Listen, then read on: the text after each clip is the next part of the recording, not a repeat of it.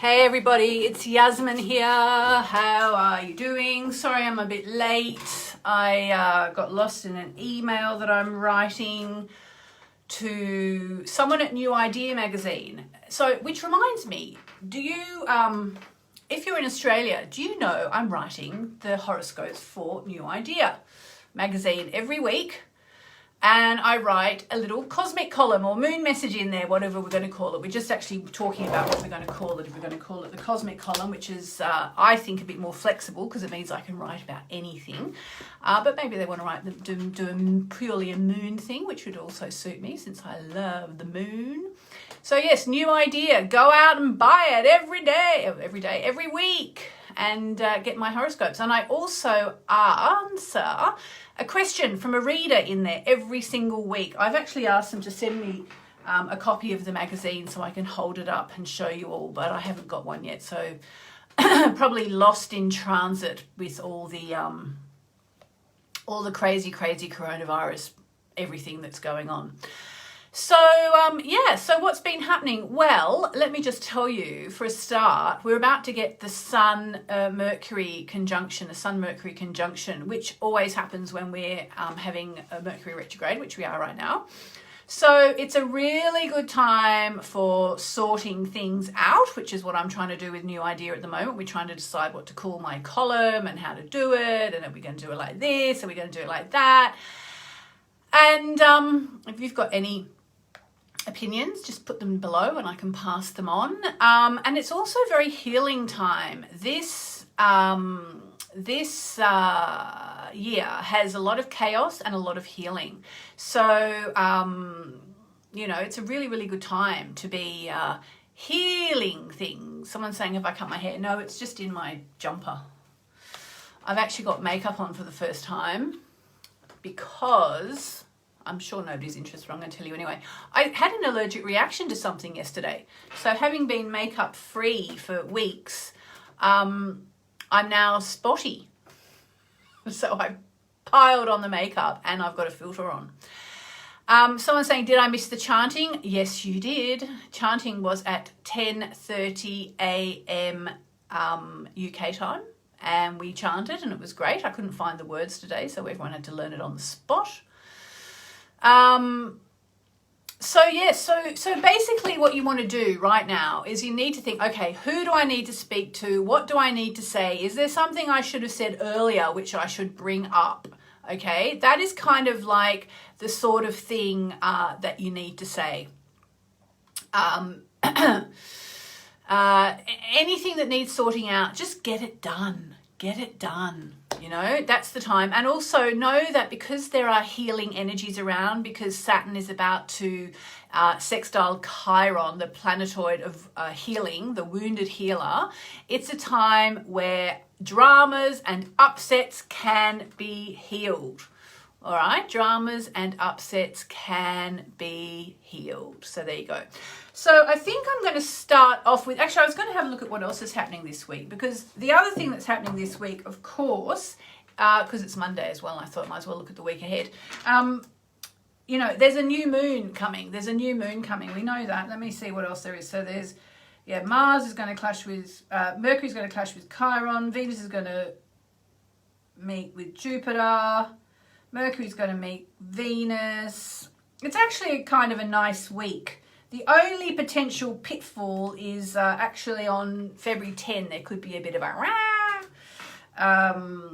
when Mercury clashes with Mars, but it shouldn't be too bad. And we get the new moon in the sign of Aquarius on February 11th. So I'll be doing a new moon workshop on the Hay House page. We'll be making setting our new moon intentions together. And if you are Aries rising, I've put it in the description, this is your lucky wishing month. Now, people say, well, hang on a minute. If it's an Aquarius new moon, why are you doing a shout out to Aries rising? And let me tell you why. Because when the moon is new in the sign of Aquarius, that means that it's Aries rising people. Aries rising, not Aries. Aries, not Aries people. Aries rising people are getting that new moon in their 11th house. In fact, if you have my now sold out diary and you look, you will see that every new and full moon, we have this section here that says where this new moon is taking place for you.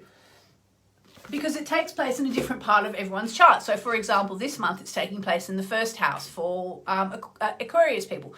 Aquarius rising people, it's taking place in the 7th house for Leo rising people. But for Aries rising people, it's taking place in your 11th house, which is the house of the thing wished for, okay? It's the house of the thing wished for. And it's the absolute #1 new moon of the year for Aries rising people to be making their new moon wishes. And so what I do is once a month, I do a workshop for whichever sign is getting the new moon in their 11th house. So next month it'll be Taurus rising people. This month it's Aries rising people. And we go through your chart so that if you are new to astrology and you don't understand the way all the houses work and all the signs in your chart work, we go through your chart. Because even though you'll all be born on completely different days, we usually have a couple of hundred people in there. And even though everybody, you know, some people were born in the 50s, some were born in the 60s, some were born in the 70s, some were born in the 80s. We probably even get people born in the 90s now. You know, even though everyone was born at a different time, because you have the same rising sign, your charts are more or less, well, your charts are laid out the same way. So you all have, if you're Aries rising, you all have Taurus ruling your 2nd house. You all have Gemini ruling your 3rd house. You know, you all have Moonchild or Cancer ruling your 4th house. You all have Libra ruling your love zone, that kind of thing. It all works like that. You all have Capricorn ruling your 10th house. So I can give you a lot of information because I can talk about where all those planets are and how they're working out. So what we do is we do a tour of your chart. We talk about where all the houses are. We look at the big astrological influences for you for the coming 12 months. So again, even though I can't tell you where all your planets are, I can tell you, well, Jupiter's going to be in your 11th house, or, you know, it's going to be a sociable time, or Saturn's going to be in your 11th house and actually, you know, be sociable, but you better know who your friends are, this kind of thing. And I can tell you all that, or I can tell you where Mercury's retrograde for you and all that, where the eclipses are going to be. So even though I don't have your time, date and place of birth, I only know your Aries rising, I can still give you absolutely more information than I can fit into 1 hour. And then we make new moon wishes together. So if you would like to sign up for that, that is my Written in the Stars workshop, which we do once a month, and we'll be doing it the day, we always do it the day after the new moon, when we are still in the new moon phase. And it's Aries rising this month. So you can click the link above or below or to the side. It's moonmessages.com/written for Written in the Stars. So there you go. It's a big week. It's a talking week. It's a healing week. What do you want to get from the week? Very good time to decide. What do you want to get from the week? Okay, so let's do a card. If you would like to get a card, say out loud or write in the comments, this card is for me. Commit before I choose it. Oh, okay, I think that one card wants to come out. This card is for me. Oh, sorry, yes, of course. Helen is saying, how do I find out my rising sign? Silly me, I should have mentioned that. I'll put the link above as well. Go to moonmessages.com/free chart. Or one word, moonmessages.com/free chart, and you can find out your rising sign. And we will do a new moon session. Yes, somebody asked. All right, here is the card. 1, 2, 3. Whee! So it's the new moon in Scorpio card. Work through your fears. What are you scared of? What are we all scared of? Let's look in here. I'm writing my new cards, by the way. They're going quite well, dare I say, touch wood. The fact that I'm chanting as I write them, I think, is good. So, oh, great. This card suggests a rebirth. Think of your situation as the phoenix that's rising from the ashes as the birth, death, and rebirth paradigm. That's what Scorpio energy is all about. Whatever you've been through, there's a new start ahead.